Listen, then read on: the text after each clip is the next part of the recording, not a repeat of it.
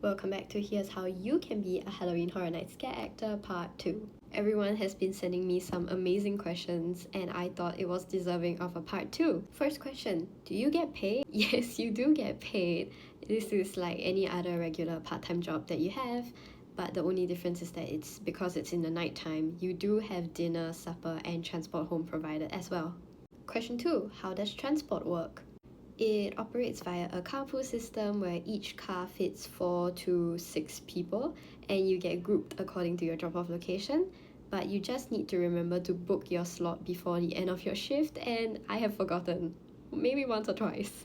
Question 3. Are there any limitations about physical appearance? None. So far, all of my experiences at Halloween Horror Nights has been really inclusive of race, age, or any other physical appearances.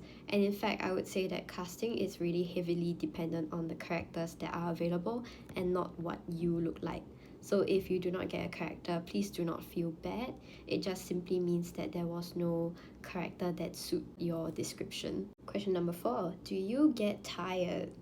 Yes, with any part-time job, you do get really tired no matter how fun it is. But the thing that made it really different for me for Halloween was the friends that I made within my cast. And they were the ones that brought me through almost every night of Halloween Horror Nights, and I wouldn't have survived without them. Another important factor is purpose. And if your purpose is the same as mine, which is to make sure that every guest that comes in has an unforgettable experience and have the most fun, then you'd definitely be able to overcome any sort of fatigue that you might be feeling throughout your shift. And if seeing them smile or laugh because of what you do, it just helps you overcome everything. Question 5. Was your life outside of HHN affected?